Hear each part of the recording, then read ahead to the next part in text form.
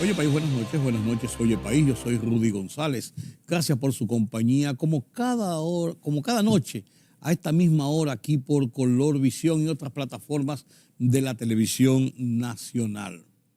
Desafíos médicos del 2023 nos presenta la voz de los Estados Unidos de América en su foro, la BOA, su foro interamericano, que nos presenta a Gonzalo Abarca desde la ciudad de Washington, D.C.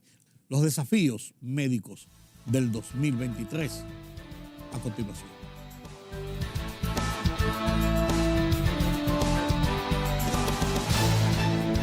La pandemia de COVID-19 ha dejado una estela de muerte y desolación que aún no se recupera la civilización, según la Organización Mundial de la Salud.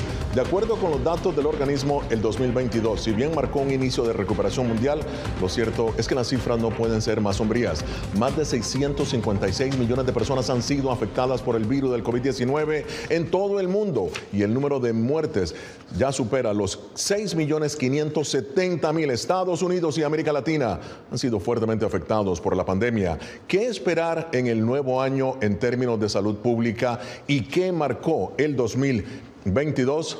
Bien, para analizar el tema, me acompaña el doctor Fabián Sandoval, presidente del Instituto Emerson de Investigación Clínica aquí en Washington, y desde Venezuela, el exministro de Salud y experto en salud pública, Rafael Orihuela. Bienvenidos. Fabián, voy a empezar contigo. ¿Cuál fue el legado, desde el punto de vista de salud pública, el legado de 2022? Pues mira, yo creo que esto fue muy duro para muchas personas y la educación y comprender y también tener la habilidad de apreciar el trabajo de salud pública y de los desarrollos médicos. Me refiero a que las personas también tenían un problema de confianza. Y yo creo que por ahí tenemos que enfocar en la confianza y en la educación al público, que esa fue una gran lección para todos nosotros. El gran desafío, ¿no? Bueno, muy bien. Doctor Orihuela, bienvenido. ¿Qué lecciones dejó el 2022 en el campo de la pandemia? Bueno, yo pienso que primero hubo un empate. Cuando arrancó esto hace 2 años había un temor muy grande a nivel mundial, un desconocimiento de lo que estaba ocurriendo y falta, digamos, de madurez para enfrentar un asunto que estaba afectando o que iba a afectar a todo el planeta. Fíjate que cuando tú revisas lo que ocurrió con los grandes conglomerados humanos, ahí hubo una suerte, digamos, de sálvese quien pueda, y al final de cuentas, a lo largo del año 21 y el 22, aparecen unas cifras escandalosas a nivel mundial, pero tienes 2 grandes áreas pobladas, que son África y la India, con una cifra muy alta de 1.300 millones de personas en riesgo y con poca actividad de vacunación. O sea, esto, digamos, fue una suerte de respuesta del que tenga más recursos al que tenga menos recursos. Claro. Y esto metió también a América Latina dentro del problema. La metió de tal forma que, bueno, mira, cuando había ya cifras en Estados Unidos de muy grandes de cantidad de vacunados, en algunos países de América Latina no llegaban ni al 5%. O sea que obviamente hubo una suerte de desajuste, digamos, como dice el doctor, de susto mundial. Y creo que es ahora cuando se está emparejando esto y se está buscando, digamos, la manera de llevarlo, de tratarlo más científicamente que por la vía emocional. Claro, claro. Ahora, Estados Unidos alcanzó en mayo del 2022 el 1.000.000 de muertes por COVID-19. Esto fue lo que dijo el presidente Joe Biden en ese momento. Esta pandemia no ha terminado. Hoy se cumple una fecha trágica aquí en Estados Unidos. 1.000.000 de muertes por COVID. 1.000.000 de sillas vacías alrededor de las mesas de familia. Cada vida irreemplazable, una pérdida irreemplazable. Cada una de estas vidas deja atrás una familia, una comunidad alterada para siempre debido a esta pandemia. Creo que la gran pregunta aquí es ¿cómo pudo Estados Unidos sobrepasar el 1.000.000 de muertes por COVID-19? Uno de los sistemas de salud supuestamente más avanzados del mundo. Tú que eres médico acá en Estados Unidos. Y no solamente eso, estaban los recursos al fin ya disponibles. Ya teníamos vacunas suficientes. Pero tristemente la gente empezó a escuchar rumores que no eran correctos. Y yo soy científico, yo no soy político, pero desafortunadamente se revolvió la política y la salud pública y empezaron a poner información que asustaba a las personas y se volvió algo muy político y se dividió el país, demócratas y republicanos. Muchos demócratas decían sí, muchos republicanos decían no me quiero vacunar, es mi derecho no vacunarme y como no me quiero vacunar, no me voy a vacunar. vacunar. Y ese fue un gran problema. Muy bien. Bien, doctor Orihuela, ¿cuál fue la capacidad de respuesta de los gobiernos latinoamericanos contra la pandemia en el 2022? Bueno, fue bastante pequeña. Quizás algunos países donde hubo más movimiento rápido, por ejemplo el caso de Uruguay, que hubo una buena respuesta, el caso chileno, que hubo una vacunación masiva muy grande. Pero bueno, países más poblados, el caso por ejemplo brasileño es interesante porque allí hubo una suerte de mentiza en la propia pandemia. No, esto no existe, esto es un invento y tal y qué sé yo. Incluso algunas figuras altas del Estado brasileño se presentaron, digamos, a las playas de Copacabana, se metieron al agua, se salieron, botaron el tapabocas. Esto no hay que hacerlo. Yo creo que hubo, como bien dice el doctor acá, una suerte de precipitación y de contaminación política del problema que hizo mucho más daño que bien. Y lo estamos viviendo ahora en el año 2022. Ahora, los latinos en Estados Unidos, ¿qué reacción tuvieron en el 2022 a la pandemia del COVID-19? La desconfianza del gobierno, la desconfianza, pero era nuestra meta educar. Y en medida que encontraban lugares de confianza y les hablaban en su propio idioma y les explicábamos el por qué lo hacían, pero también empezó que iba a ser un problema de infertilidad en los hombres, que era una forma en la cual el gobierno te iba a seguir, que era una actividad completamente diferente, empezamos a ver esa división de nuevo. Así que no importa la rama política afiliada, estábamos viendo esa separación y nosotros teníamos que darle más impulso al porqué y demostrarles, mire cómo se está muriendo la gente, funciona, pero me vacuno y sigo en el hospital. No tienes que ir al hospital, ya te podemos manejar más fácil en casa cuando estás vacunados. Y ese constante refuerzo de educación, pudimos romper esa barrera y ya no estaba importando en realidad el sector político. Y es importante referir eso porque no quiero que estén pensando, no, solamente los demócratas sí y los republicanos no. Eso no quiero decir. Estoy diciendo que todos ya empezaron a ver la realidad del problema.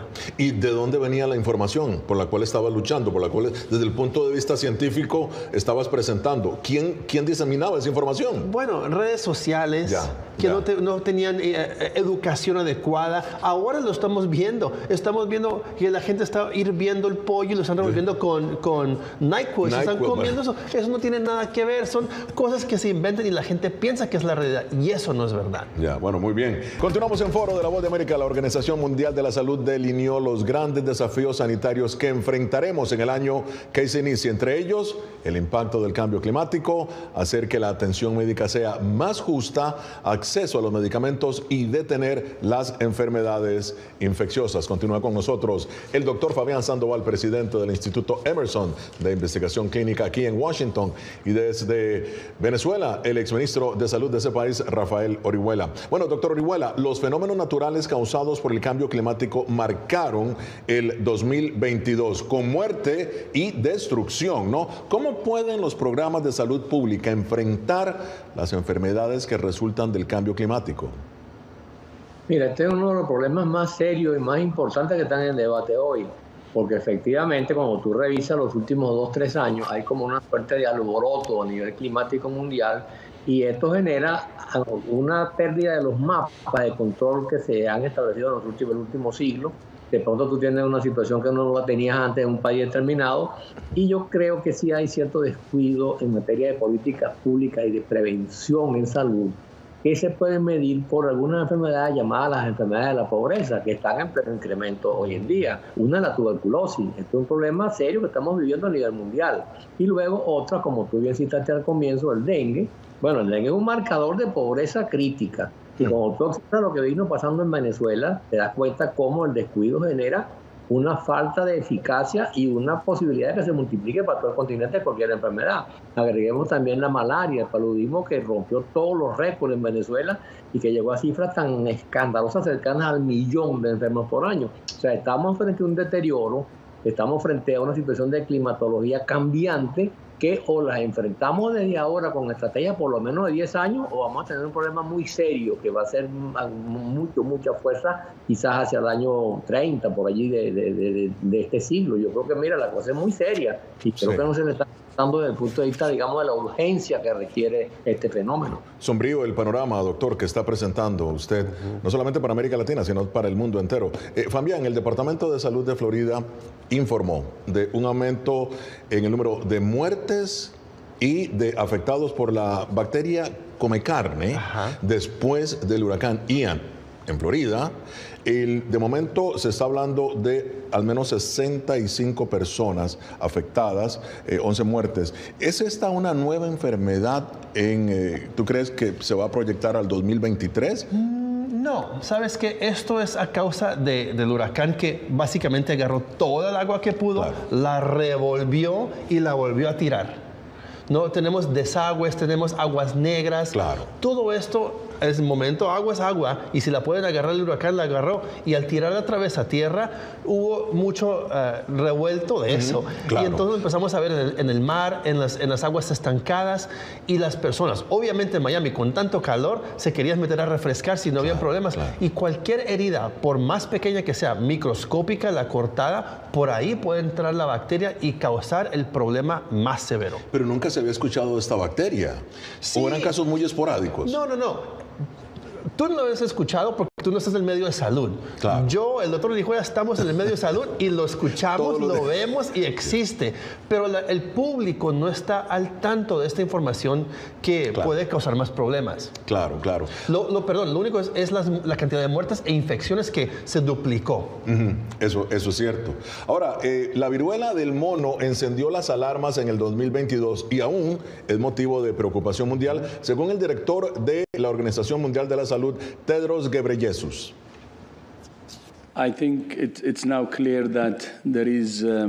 Creo que es claro que hay una situación inusual. El virus se comporta de una manera diferente a como se comportaba en el pasado, pero además de eso continúa afectando a más y más países. Doctor Orihuela, ¿cómo enfrentaron los sistemas de salud de Latinoamérica, agobiados de por sí por la pandemia, ¿no? La viruela del mono.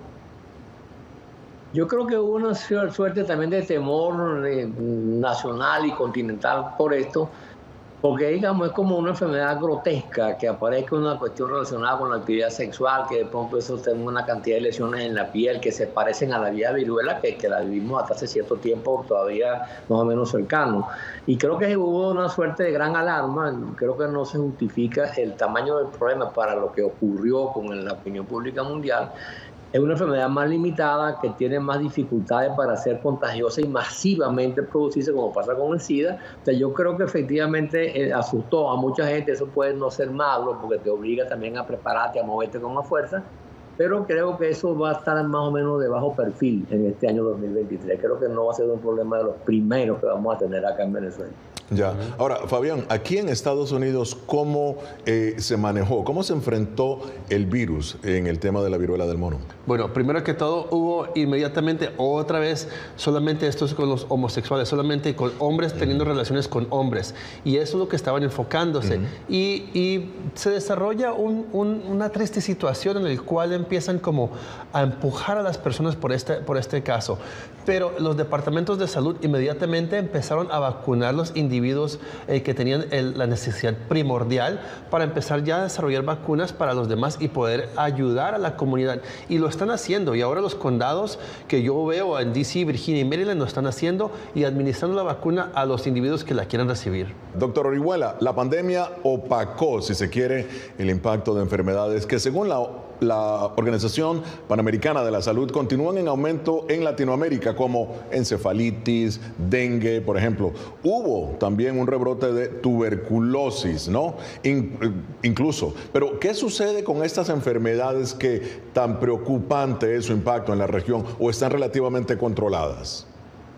No hay un control efectivo, pero además hay un riesgo de que tú desde tu país se transforme en un exportador de enfermedades, que es el caso venezolano. Lo que es Ecuador, Perú, cercano, Argentina también, Colombia, Panamá, han tenido problemas con el sarampión, una enfermedad, digamos, de control por vacuna que se ha ido desdibujando nuevamente en América Latina, y eso tiene mucho que ver con descuido y con la parte nuestra, digamos, como país, ¿no? Una contribución negativa a este problema a nivel continental. Pero hay otra, la tuberculosis también, o sea, que estamos, digamos, exportando enfermedades transmisibles. Hay poco control y hay una tendencia al aumento, sobre todo en el caso de tuberculosis, un problema muy serio que es la resistencia de esa bacteria a los medicamentos. Esto genera un problema en las cárceles, en una cantidad de lugares públicos donde no hay control.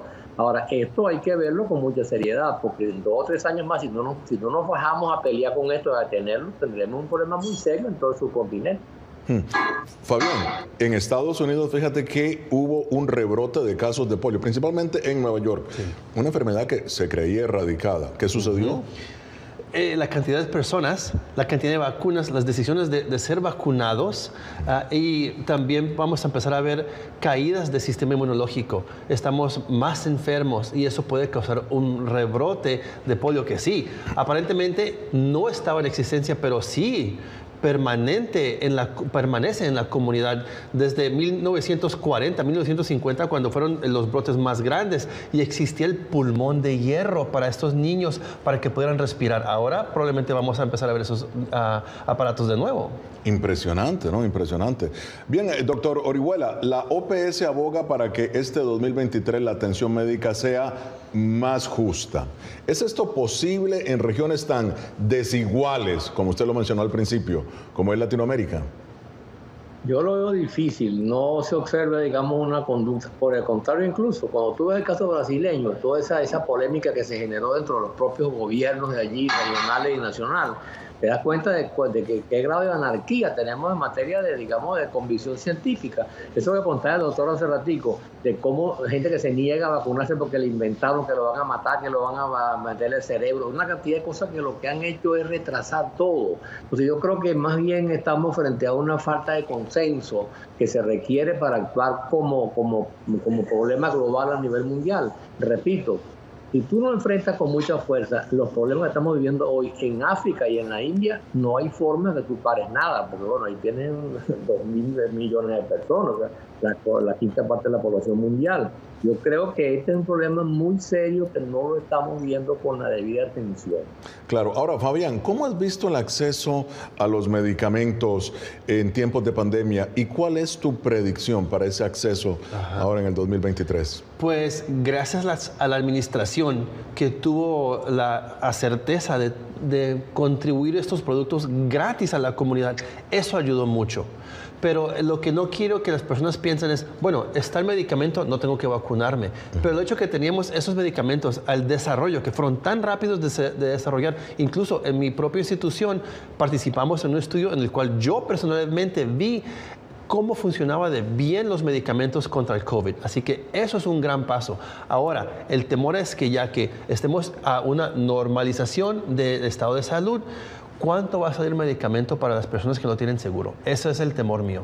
Claro, y en términos de desigualdad, aquí en Estados Unidos, la comunidad latina versus la otra comunidad.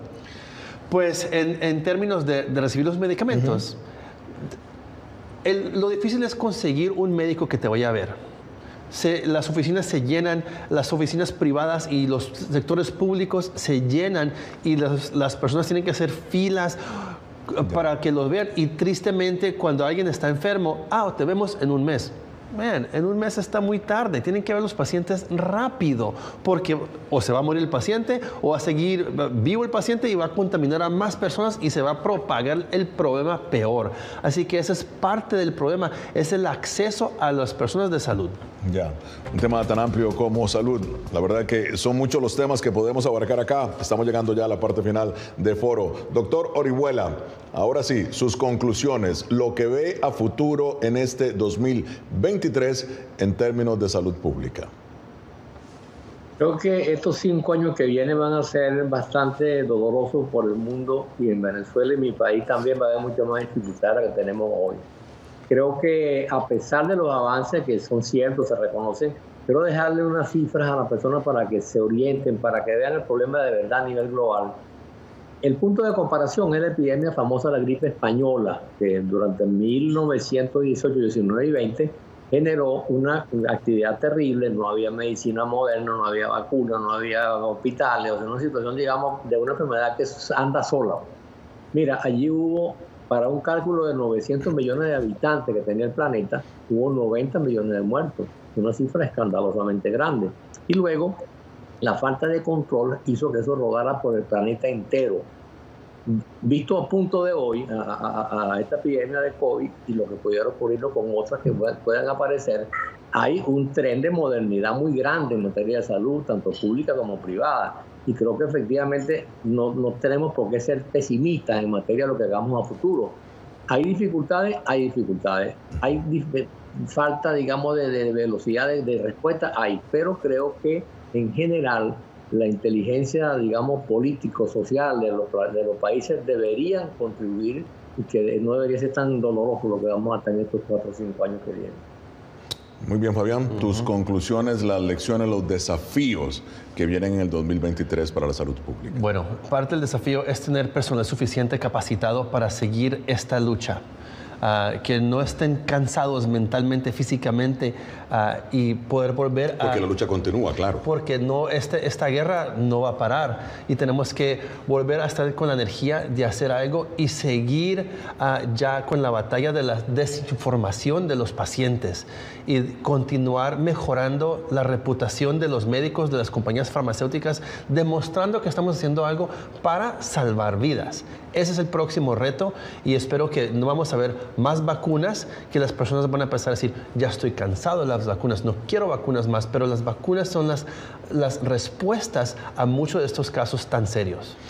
Fabián, se está volviendo ya prácticamente, la vacuna del COVID prácticamente está como la de la influenza. Claro. El booster viene cada año. ¿Tu opinión sobre eso? ¿Va a ser la del COVID-19 algo parecido a la de la influenza? Es mi opinión. Yo estoy pensando que vamos a ver, me gustaría ver una combinación de la del flu y del COVID-19 en una sola vacuna. Porque se va a volver algo anual porque estamos viendo que hay tantas cepas diferentes, igual que la influenza. Y recuerda, como dice el doctor, hubo muchas muertes durante la influenza. Claro. Ahora la gente piensa que no es nada grave, pero hay que revolver, hay que combinar esos dos medicamentos, esas dos vacunas en uno, y yo creo que va a ocurrir. Doctor Orihuela, muy rápidamente, en América Latina, con la escasez de vacunas que hay, ¿sería esto posible? Si se logra lo que está diciendo el doctor, si se logra una fórmula única para las 2 vacunas, creo que eso va a resolver el problema por lo menos por 10 años. Después vendrán otras enfermedades asociadas con animales, etcétera, pero esto va a quedar resuelto si se logra que las ciencias modernas generen una vacuna única que introduzca la parte de COVID y la parte de influenza. Creo que hacia allá debemos dirigir, digamos, los cañones a la investigación. Bueno, muy bien, muchísimas gracias al doctor Fabián Sandoval y al doctor Rafael Orihuela. Llegamos así al final de esta edición de Foro. Nos vemos la próxima semana desde Washington. Les habló Gonzalo Abad.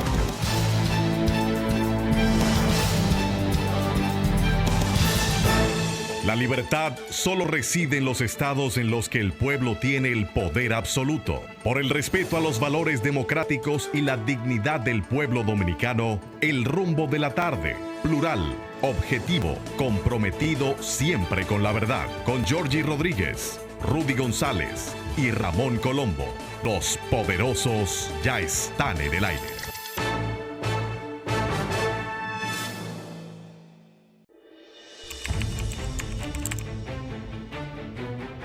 Periodismo de investigación, columnas, opinión, análisis, reportajes de fondo. Hora por hora, una completa plataforma multimedia. Periodismo con valor. Noticias horaporhora.com.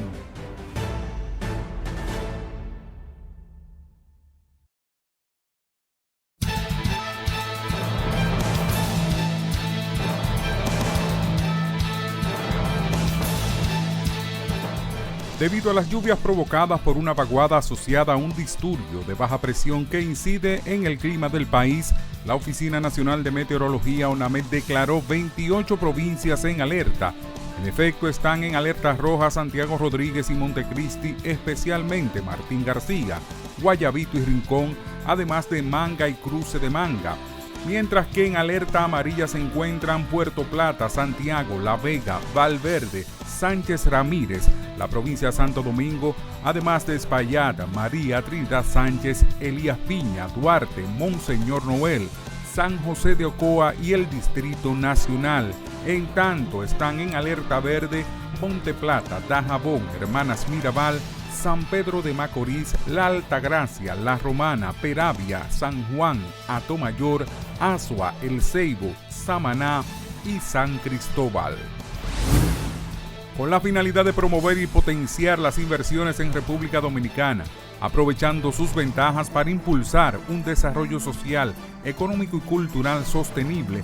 El Ministerio de Relaciones Exteriores, MIREX, y la Asociación Dominicana de Empresas de Inversiones Extranjeras, ASIEX, suscribieron un acuerdo.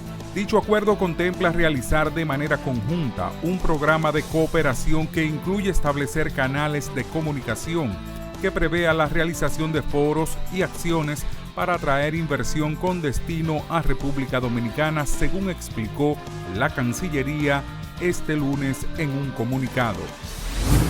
El presidente de la República, Luis Abinader, felicitó a su homólogo de Brasil, Luis Ignacio Lula da Silva, por pronunciarse sobre la crisis que vive Haití.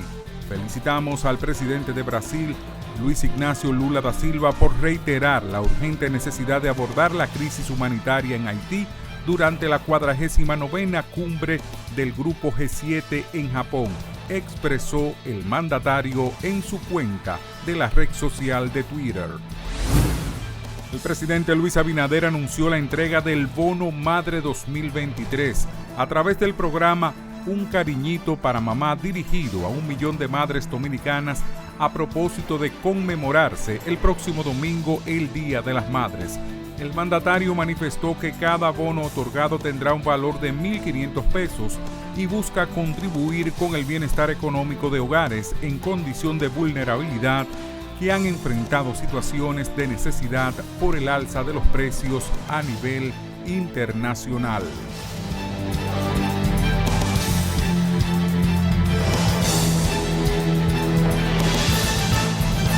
Pedro Vargas nos presenta las internacionales desde la redacción central de Oye País.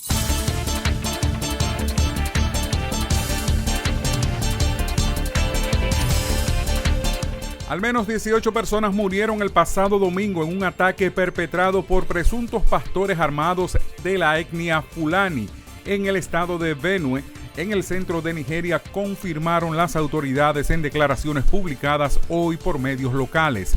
El ataque ocurrió en la aldea de Ije, situada en el área del gobierno local de Guma, donde los invasores también incendiaron viviendas de esa comunidad. Grecia celebrará nuevas elecciones generales después de que el partido de centro derecha Nueva Democracia del primer ministro Kyriakos Mitsotakis obtuvo una victoria por amplio margen este domingo, pero no alcanzó la mayoría de bancas en el Parlamento. Un acuerdo de gobierno compartido quedó matemáticamente fuera de alcance este martes, cuando el principal partido opositor recibió formalmente y rechazó de inmediato una invitación para tratar de formar el nuevo gobierno. El presidente ruso Vladimir Putin ha expresado que Rusia no empezó el conflicto, sino intenta detener la guerra contra el pueblo ruso.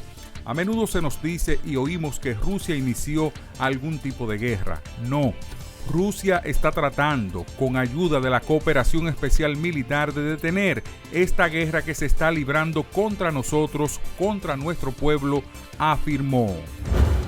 Perú enfrenta una inédita epidemia de dengue que ya provocó un récord de contagios, muertes y hospitalizaciones, mientras crecen los reclamos al gobierno de Dina Boluarte por la manera en que está enfrentando la emergencia. De acuerdo con datos oficiales del Ministerio de Salud, en los primeros 4 meses y medio de este año, ya se registraron 89.654 casos, una cifra que prácticamente duplica los contagios de todo el año pasado.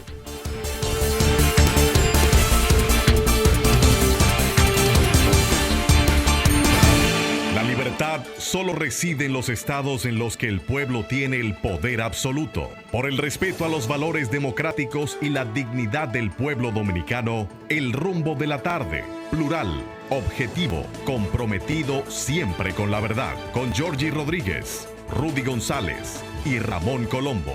Los poderosos ya están en el aire.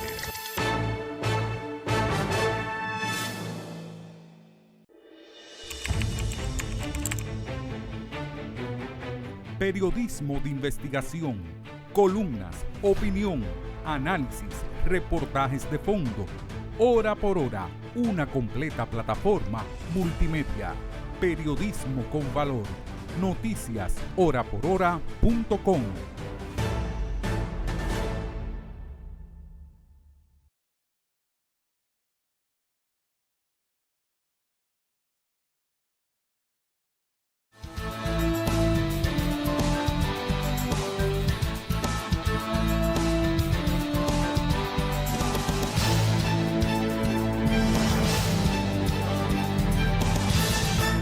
Un informe internacional ha planteado que a lo largo del 2022, unas 250,000 personas,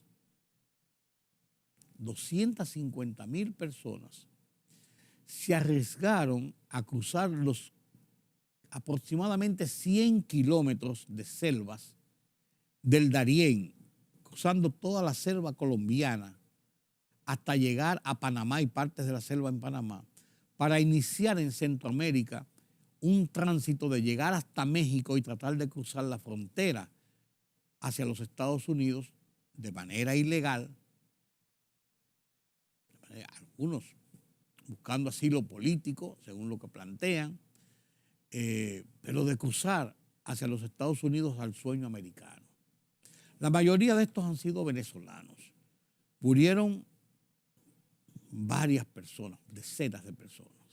Se habla de 30 y tantos, por otro lado se habla de 60 y pico, por otro lado se habla de 100 y tantos, y el informe establece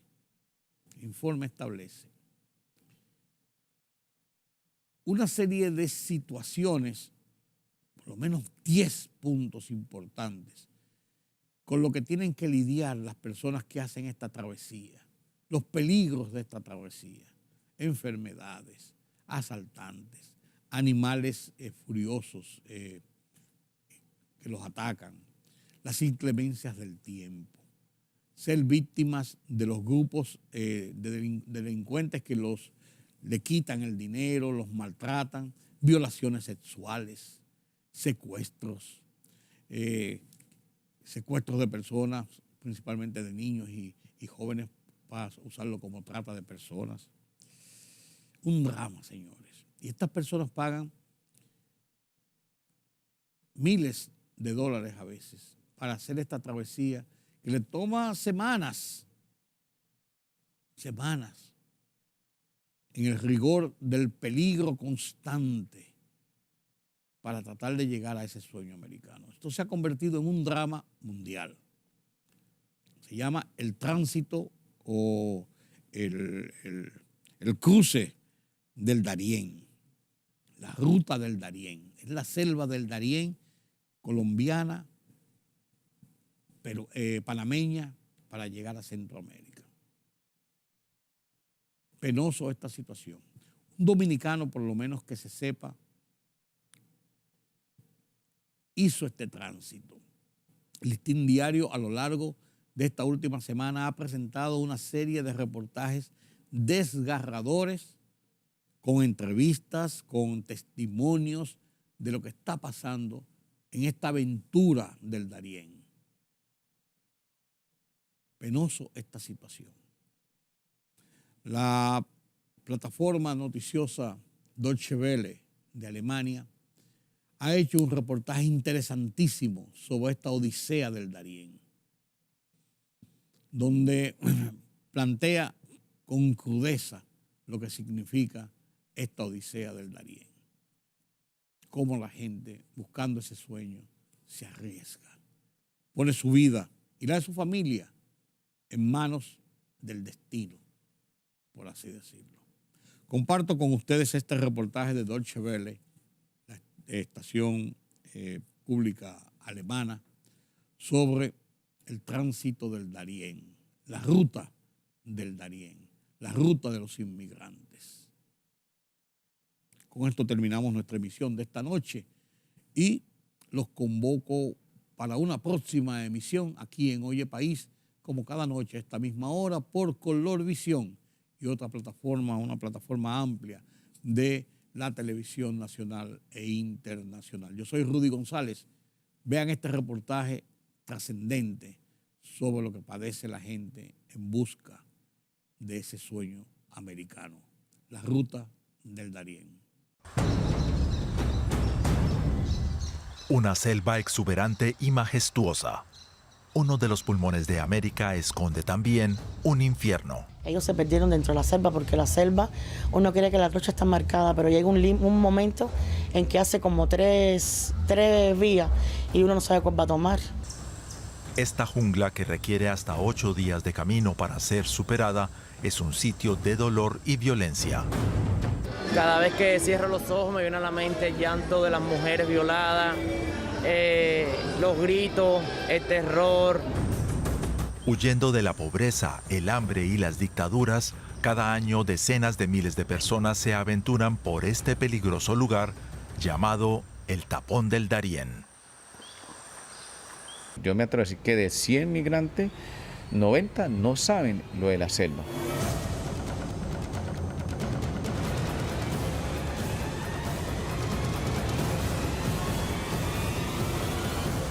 El Tapón del Darién, no, yo le llamo el Tapón de la Muerte.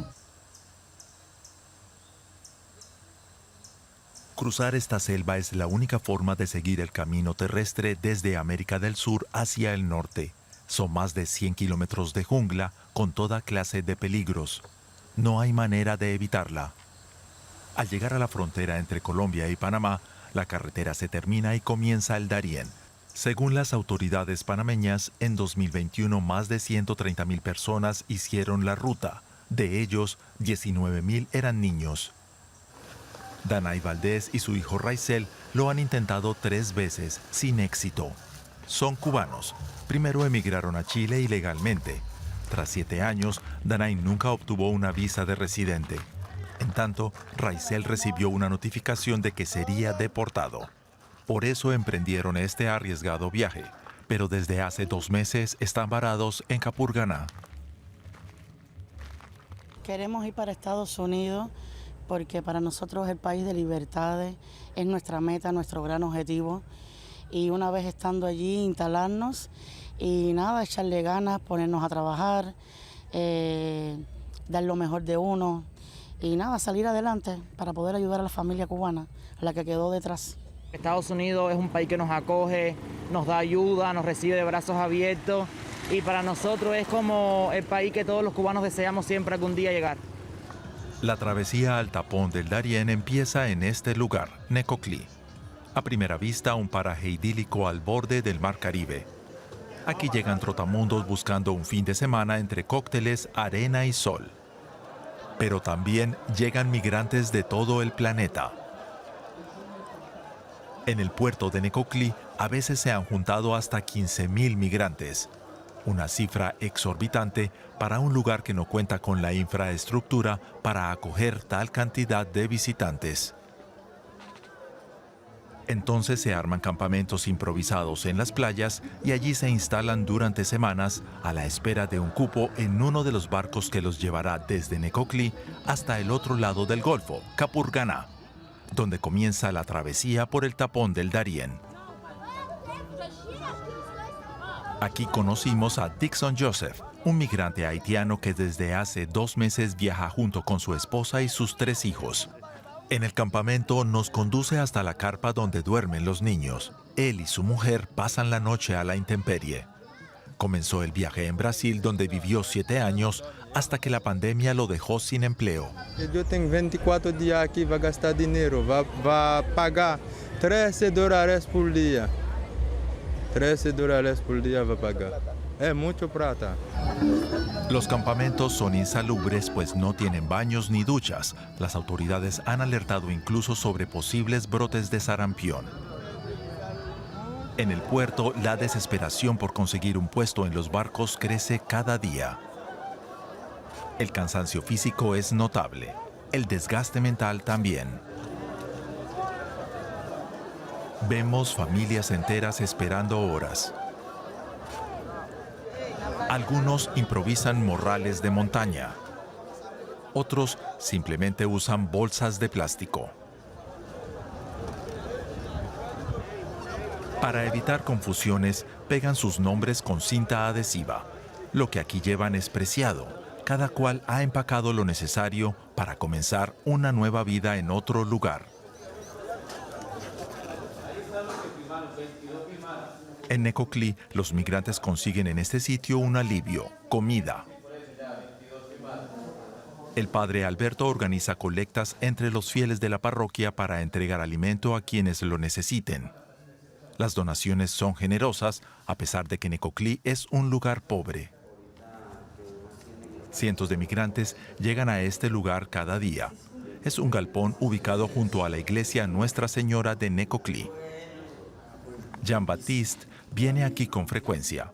Es haitiano y viaja junto con un grupo de 20 familiares. Tienen 2 semanas sin poder avanzar. Todos los que cruzan la selva lo hacen huyendo de las dificultades económicas y por la inseguridad en Haití. En Haití todo el mundo quiere ir a Estados Unidos para conseguir un trabajo y tener una vida mejor. Y no tienes miedo. Mucha gente tiene miedo, pero no tenemos opción. Tenemos que luchar. La iniciativa del padre Alberto es una respuesta al drama que viven los migrantes varados en el pueblo. A todos los contratiempos se suma la barrera del idioma. La mayoría no habla sino creol. El padre confiesa que al ver partir a los migrantes siente tristeza. Sabe que muchos morirán en el camino. Yo me atrevo a decir que ellos llegan acá, la mayoría cuando llegan acá es que se dan de cuenta que tienen que cruzar la selva. Más, yo me atrevo a decir que de 100 migrantes, 90 no saben lo de la selva. Hoy para Jean-Baptiste, la vida tiene un problema menos. Cuenta con algo que comer para los próximos 3 días. En el puerto de Necoclí, la espera continúa para subir a uno de los barcos operados por una empresa de transporte turístico. Quienes lograron adquirir sus tickets hacen las últimas compras y finalmente embarcan. Familias con niños pequeños abordan aliviadas, pues creen que pronto cruzarán la frontera colombiana para entrar por fin a Panamá y entonces seguir subiendo hacia Estados Unidos. Aquí confirmamos lo que nos decía el padre Alberto.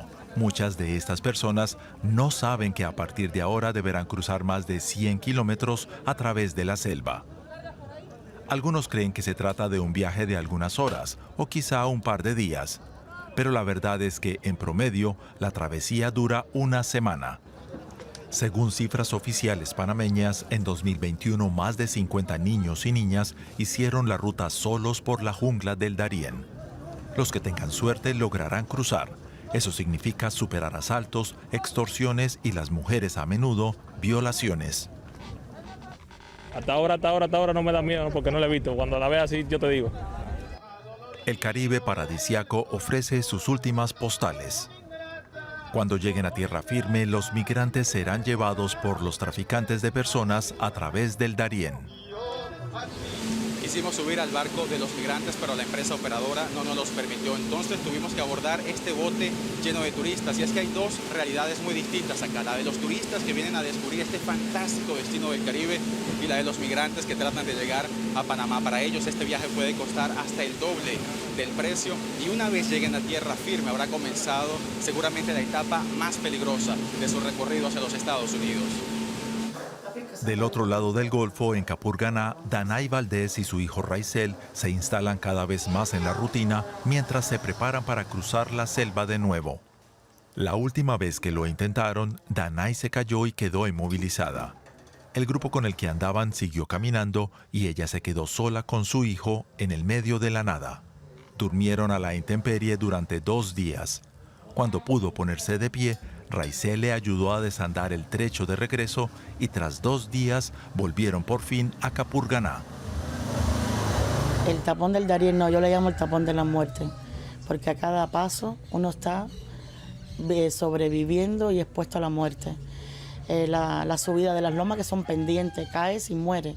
Cuerpos que encuentras ahí de muertos que ya están en descomposición, hasta cadáveres de niños chicos.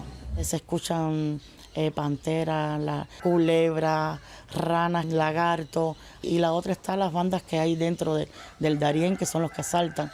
Un día en la selva es sobrevivir, estás expenso a la muerte a cada segundo, a cada paso que da.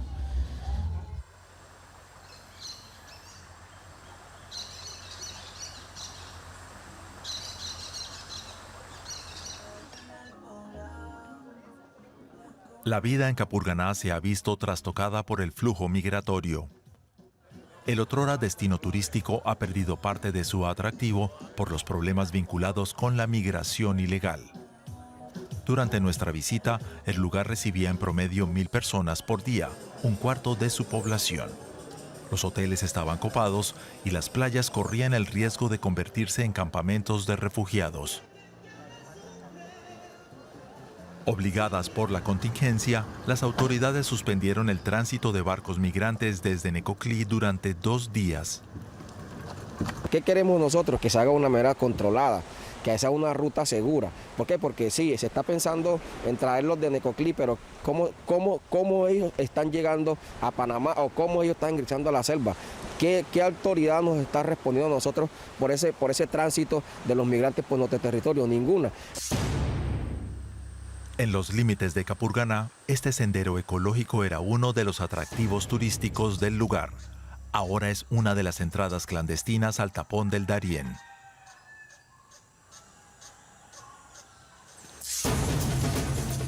No recibimos autorización para entrar con los migrantes. Los traficantes de personas controlan la selva y no quieren la molesta visita de la prensa. Pero entramos una mañana tras la salida del último grupo. Según cifras del gobierno de Panamá, en 2021 se encontraron unos 50 cadáveres en el Darién, aunque el testimonio de los migrantes apunta a una cifra mucho mayor. Cuando el sendero comienza a complicarse, encontramos el rastro de los migrantes. Este es uno de los caminos que siguen los migrantes a través de la selva. Por aquí a veces han transitado más de 1,000 personas por día, pero es tan exigente la caminata a través del Darién que muchos migrantes, para aligerar el peso, van dejando sus pertenencias personales en la ruta. Numerosos objetos dan muestra del drama que viven los migrantes en la selva en su obstinado camino para llegar a Estados Unidos. Un sueño que pocos lograrán. Muchos serán derrotados por la selva y, como este muchacho de 13 años, terminarán su viaje aquí, en uno de los cementerios de los pueblos fronterizos colombianos.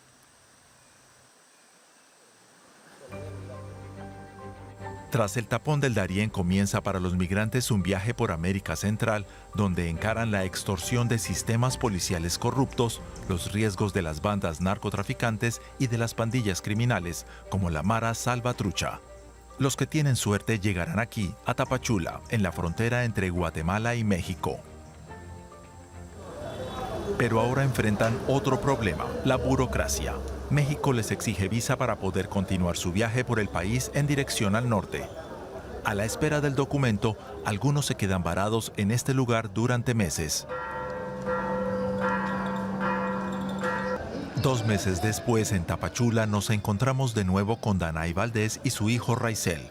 En su cuarto intento lograron cruzar la selva. Les tomó 29 días. Los asaltaron 3 veces y cuentan que varias mujeres de su grupo fueron violadas. 88 mujeres reportaron abusos sexuales en 2021. Cada vez que cierro los ojos me viene a la mente el llanto de las mujeres violadas, los gritos, el terror. Empiezo a recordar todo lo que viví, los muertos, el asalto. En Tapachula, Danay y Raizel intentan regularizar su situación. Esta es la oficina de migración. A diario se procesan aquí cientos de solicitudes de visa. Pocos reciben respuesta. Acá el mismo funcionario que te entrevista te dice, si quieres que te salga el documento, la visa, en un plazo de 1 semana, es tanto, $2,000. Él te lo dice, no hay pena, no hay respeto, no hay nada. Te lo dicen así. Y a esta altura del juego, como decimos nosotros, que hemos hecho una travesía de tantos meses, ¿usted cree que quede esa plata? Para mí ahora mismo $2,000 por cada uno representa una millonada de dinero. ¿De dónde? Cuando ya hemos sido asaltados, robados, distorsionados. ¿Qué va a quedar? Entonces, la esperanza se va agotando. Se va agotando. Pese a las lágrimas, Danay apuesta una vez más a su resiliencia. Como dije que era mi 4º intento en el Darién, aquí yo digo que las veces que sea necesario voy a subir. Y si me regresan, vuelvo a continuar. Ya por cansancio me tendrán que dar el documento. Danay y Raizel continúan los trámites para obtener una visa, pero el tiempo pasa y se están quedando sin dinero. Ya les queda poco para poder comer. Sin embargo, no pierden la esperanza. Están convencidos de que, tal como lograron cruzar el Darién, tarde o temprano atravesarán México hasta llegar a Estados Unidos. Y entonces, por fin, poder comenzar una nueva vida.